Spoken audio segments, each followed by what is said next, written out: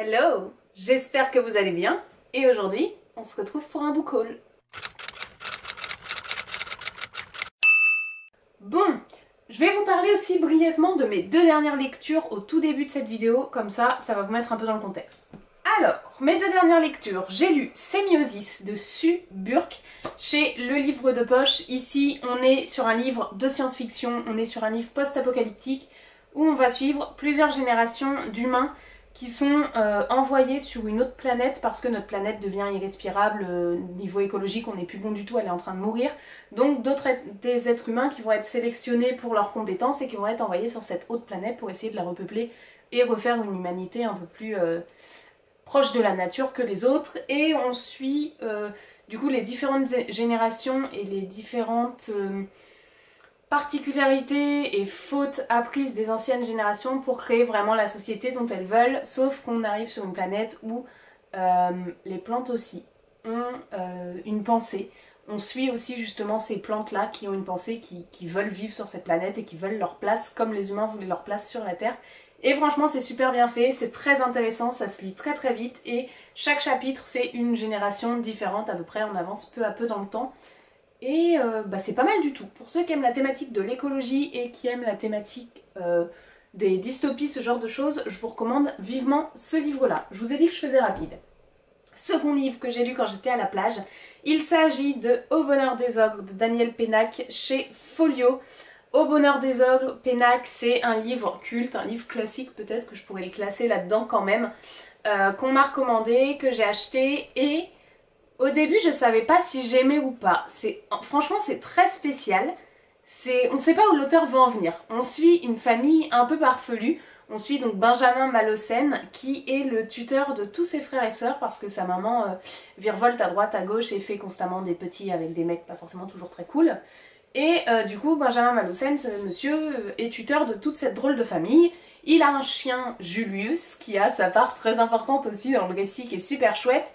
Et en fait, on suit cette famille à côté du travail de Monsieur Malocène où un jour, il y a une bombe qui explose dans le magasin et il s'avère qu'il est relié à cette histoire. On sait pas pourquoi, on sait pas comment, on sait pas si ça a un lien avec lui ou pas, mais bon, bref, on suit cette famille tordue avec ses petits frères et sœurs qui ont chacun leur particularité un petit peu spéciale. C'est écrit d'une manière où, franchement, ça se lit tout seul, tu suis les pages, mais j'étais un peu perplexe. Je me suis dit, franchement, c'est chelou. C'est bizarre à lire, c'est chelou. Et j'ai terminé ce livre, voilà, en disant, bon bah ok, je l'ai lu, c'est chelou. Point. Et vous allez comprendre pourquoi je vous parle de mes deux dernières lectures par rapport au book haul qui suit. Petit instant, histoire racontage de vie. Ma petite sœur est arrivée dans ma ville pour poursuivre ses études, donc je suis trop contente, on fait des trucs ensemble, ça fait déjà 3 jours qu'elle est arrivée dans ma ville et 3 jours qu'on a passé des après-midi ensemble, bref qu'on fait plein de trucs. Et du coup... je vais lui rejeter la faute, comme ça, hop, c'est fait. Hier, il lui manquait quelques petits trucs pour son appart, donc je l'ai emmené chez Emmaüs, pour un truc pour mettre les couverts, enfin des petits trucs comme ça, tout simple, des petites boîtes de rangement. Et évidemment, je lui dis, mais viens voir à Emmaüs, il y a un côté librairie. Elle aime beaucoup les livres, mais bien moins que moi. Enfin, elle sait pas encore ce qu'elle aime comme thématique de livre, elle commence à savoir un petit peu ce qu'elle aime, elle m'a parlé notamment de l'autrice de Kilomètre Zéro, pourquoi pas du Grimaldi, ce genre de choses, donc on commence à tâtonner, je suis en train de lui mettre ma passion, l'air de rien, dans les méninges, comme ça.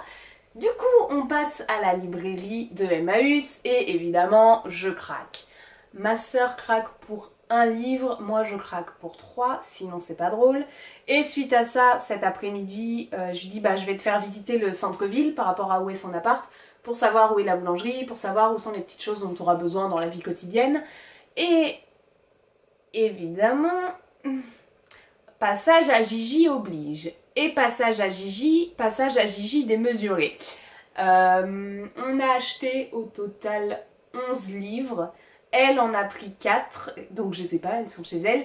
Et j'en ai pris 5. Mais en vrai, ça fait 4,5 parce qu'il y a un livre que j'ai ramené là qu'elle voulait que je lise d'abord, mais qu'on va toutes les deux vouloir. Que je vais lui prêter. Donc 4,5 chacune. Donc au total, j'ai ce beau tote bag en 2 jours à vous montrer. Alors que ça faisait 3 semaines que je n'avais pas acheté de livre, que j'arrivais, que je descendais ma palle petit à petit. Et là, Microbe arrive et Microbe me fait faire des folies. Voilà, fallait que je jette la faute sur quelqu'un, ça va être sur sa poire aujourd'hui. Mais voilà, j'ai pas pu me contenir, il y avait des livres, tous plus intéressants que les uns que les autres selon moi. Donc j'en ai acheté. Comme d'habitude, j'essaye de privilégier les formats poche. Tout n'est pas en format poche parce que j'ai pas tout trouvé en poche. Tout est d'occasion, rien n'est neuf. Et au total, j'ai dû... Le livre le plus cher doit être à 2 € dans ce que j'ai là. En gros. Et le moins cher à 1 €. Donc 1, 2, 3, 4, 5, 6, 7, 8, 9, j'en ai eu pour 10 balles à tout péter. Bon, on commence tout de suite avec tout d'abord ce que j'ai pris chez Emmaüs parce que c'est cela et vous allez comprendre le lien avec ce que je vous ai montré avant. Je me suis dit, Pénac, c'est bizarre, je vais à Emmaüs, je tombe sur du Pénac. Je me suis dit, en fait, j'ai envie de savoir la suite. Donc, je me suis pris la Fée Carabine de Daniel Pénac chez Folio, les vieilles éditions, mais c'est pas grave, du coup, c'est à 1 € chez Emmaüs. Et finalement, ça match pas mal, tu vois. Ils ont la même drôle de dessin. Donc, la Fée Carabine, c'est ce qui va suivre Au bonheur des ogres. Donc, j'ai très très hâte de lire la suite.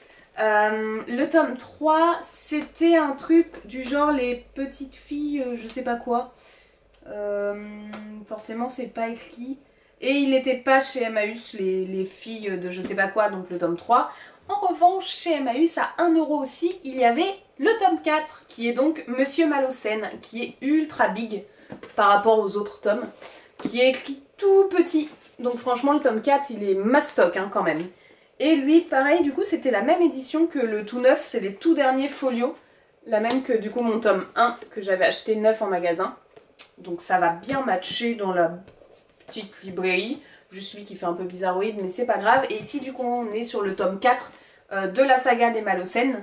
Donc j'ai au moins le 2 à lire, j'aurai juste le 3 à me trouver, et le 4 est déjà là. Voilà, pour une fille qui avait dit, franchement, Pénac, bizarroïde, j'ai dégommé, j'ai acheté de folie tous les Pénacs que j'ai trouvés.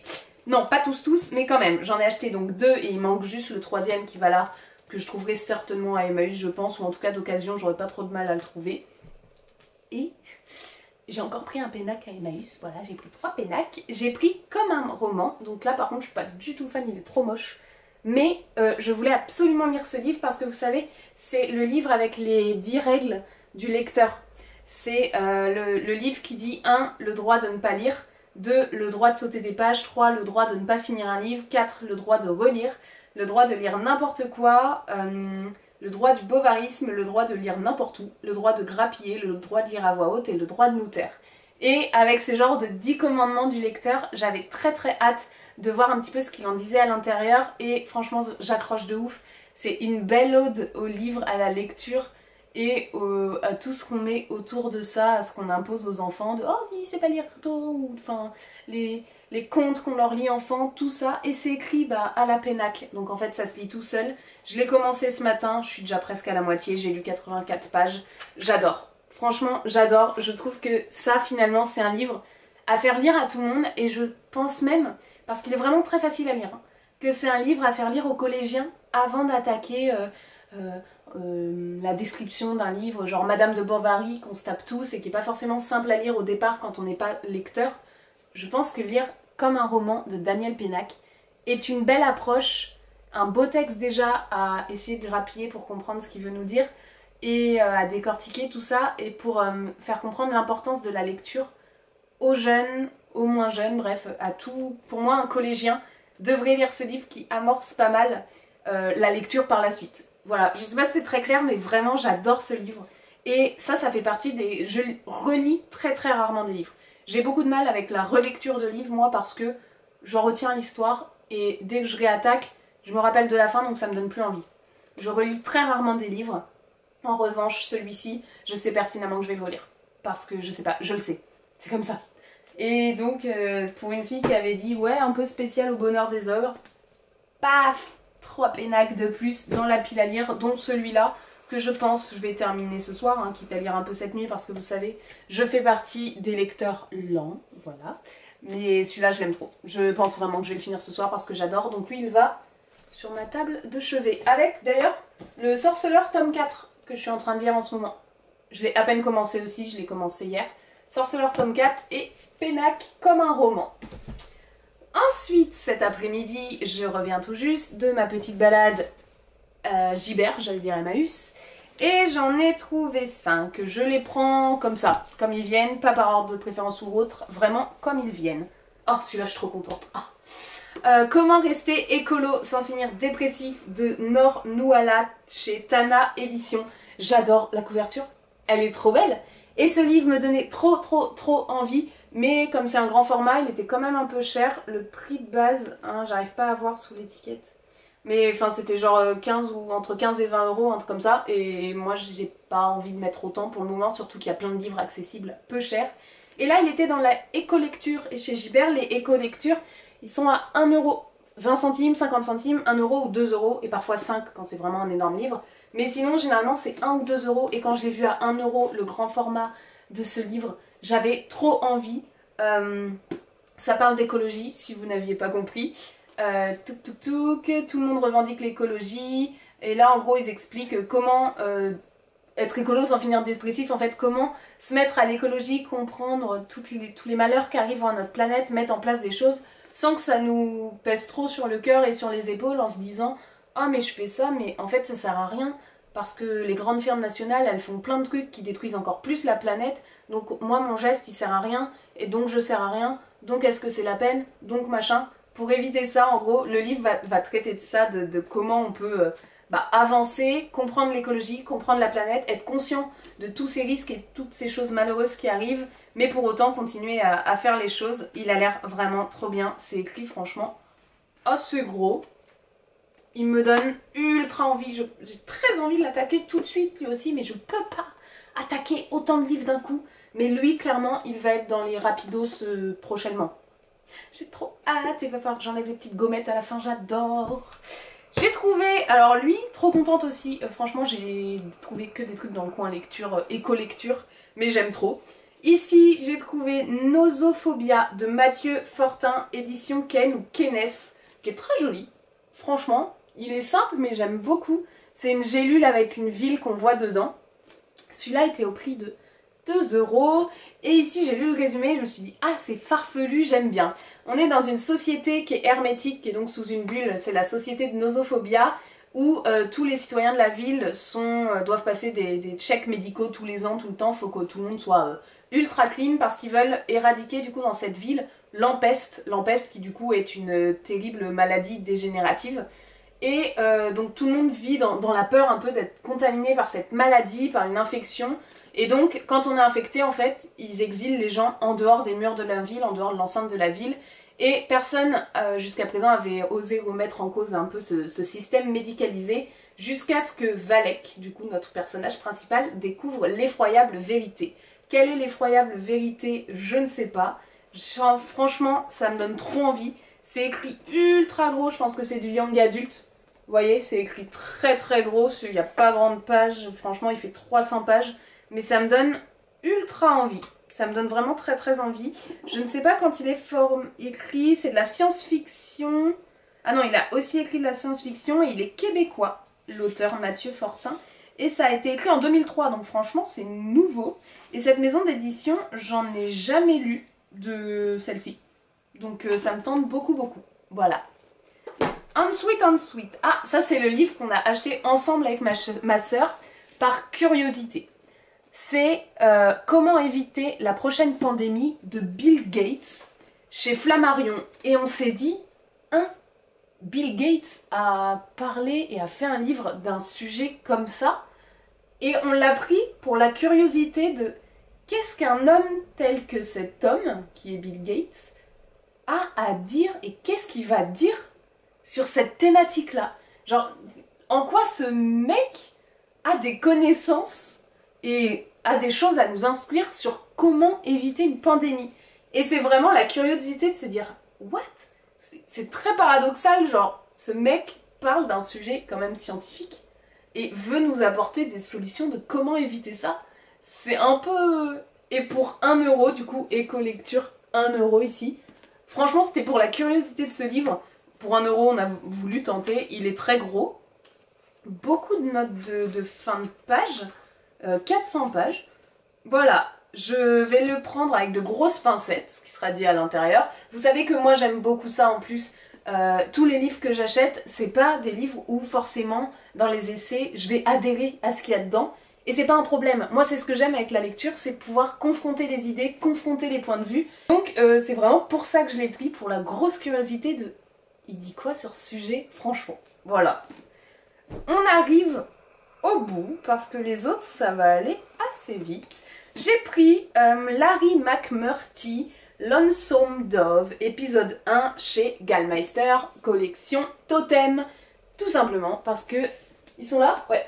Je collectionne tous les totems, voilà. C'est ce que j'ai pas lu, j'en ai lu que 4. Mais dès que j'en trouve un, je l'achète. Dès que j'en trouve un dans l'éco-lecture, parce que éco-lecture c'est 1 €, encore une fois. Et ça coûtait sinon celui-là 10,90 €. Donc 1 € au lieu de 10 €, un totem, bah je l'ai pris. Voilà. J'ai aucune idée de quoi ça parle, franchement ça m'a l'air d'être un western Texas, ce genre de choses. Mais je l'ai pris juste parce que c'était un totem. Ça m'arrive aussi et je l'ai pas feuilleté. Oh l'horreur! Et on a le droit d'acheter des livres aussi, juste parce que la collection nous plaît. On a le droit juste parce que la couverture nous fait rire. On a le droit, en fait on a tous les droits d'acheter un livre sans être jugé par des gens. Voilà, donc je sais qu'il y en a qui vont peut-être me dire en commentaire « Oui, t'achètes vraiment tes livres alors que tu veux pas les lire, machin. » On a le droit. C'est d'accord avec ça. Et celui-ci me fait très peur du coup. Regardez-moi l'intérieur. Ah, c'est écrit tout petit, tout serré, il n'y a pas de marge. J'avais pas vu. En tout cas, celui-là, quand tu l'achètes, t'en as pour ton argent, quoi. Sachant que c'est qu'un épisode 1. Oh, la vache. Peut-être que je vais kiffer, peut-être pas. C'est clairement pas un des livres que je vais lire dans les premiers. Mais je me le suis pris parce que, voilà, encore, pour 1 €, ça me fait plaisir. C'est le principal. Je ne me ruine pas, je me mets pas dans le rouge pour ça, je mange à ma faim. Donc, je me fais plaisir. C'est mon plaisir à moi. Il y en a d'autres, c'est d'autres trucs. Et moi, bah, j'ai acheté celui-là. Ah, et c'était à Catherine qu'il a été offert. Et Catherine l'a revendu. Donc, un de plus dans la collection. Et il est très lourd, très lourd. Ici, on est sur quoi? Ouais, on est sur un American... à Lonesome Dove au Texas. Vous voyez, les héros sont fatigués. On va suivre Augustus et Woodrow qui ont remisé leurs armes après de longues années passées à combattre. En cette année 1880, l'aventure va les rattraper lorsqu'ils décident de voler le bétail au Mexique et de le convoyer jusque dans le Montana pour y établir un ranch. On est sur du cow-boy. Commence alors un immense périple à travers l'Ouest au cours duquel les convois affrontera de violentes tempêtes, des bandes de tueurs et des Indiens rebelles et laissera de nombreux hommes derrière lui. Ah, donc ça va être une épopée, un petit périple, je pense que ça va être assez descriptif. J'ai hâte, en vrai ça me donne envie, mais pas dans l'immédiat. Et le tout dernier que ma soeur a trouvé, elle me dit « Ah ça va te plaire », j'ai regardé le titre, j'ai dit « Oui ça me plaît, je le prends ». Toujours en éco-lecture au prix de 1 €, c'est L'appel pour le climat du Dalai Lama, entretien avec Franz Halt, et l'éditeur c'est Guy Trédaniel, éditeur. Et il est très joli, je trouve, ce livre de poche. Il est tout simple, mais il est très chouette. Vous savez que l'écologie est un sujet que j'aime particulièrement et que la spiritualité et le Dalai Lama sont des sujets qui m'intéressent aussi. Je prends certaines choses, je ne prends pas tout. Je suis pas adepte, enfin je fais pas je pratique rien de spécifique. Mais c'est des sujets qui m'intéressent, pour le coup. Et là, ici, on est sur 2 sujets du coup qui m'intéressent, qui sont ensemble dans le livre. C'est écrit quand même assez gros et c'est un tout petit livre, hein. Il fait quoi, 130 pages. Mais pour 1 €, c'est parfait. Nous les hommes sommes l'unique espèce ayant le pouvoir de détruire ou de sauver notre planète et son climat. Et voilà. Et c'est une vérité sans appel. Et j'ai très très hâte de le lire. Ici on va parler du changement climatique qui ne peut plus être nié, ce qui est normal et ce qui est logique lorsque l'on ne s'appelle pas Trump. Voilà. Qui menace du coup notre existence sur Terre. Et dans ce livre en fait on va suivre le Dalai Lama qui va nous permettre de regarder nos responsabilités avec une vision un petit peu plus universelle et qui va nous proposer d'agir ensemble. C'est un appel en fait pour nous ouvrir les yeux et nous inspirer un petit peu sur cette thématique-là et ça me donne très très envie. Franchement ça me donne trop envie. Franz Hals, lui, c'est un journaliste, ok, et un journaliste et un auteur et au cours des 38 dernières années, il a rencontré le Dalai Lama 40 fois. et réalisé avec lui 15 interviews télévisées sur le thème de la paix, des droits de l'homme et du climat. Donc il m'a l'air de connaître un petit peu le sujet, le petit bonhomme. Et ça, c'est sorti quand? C'est sorti en 2021. Je vais y arriver, la traduction française. Ah, il y a une photo du Dalai Lama avec le monsieur. Voilà, ce sont ces deux hommes. C'est chouette ça. Bon, on est bon? On est pas mal là. Regardez-moi ça.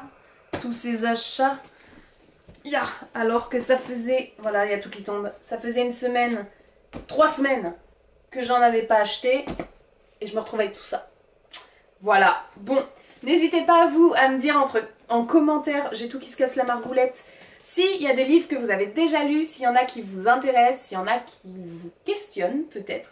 Je suis toujours friande de vos commentaires, je les lis tous, j'essaye de répondre le plus rapidement possible à tout le monde.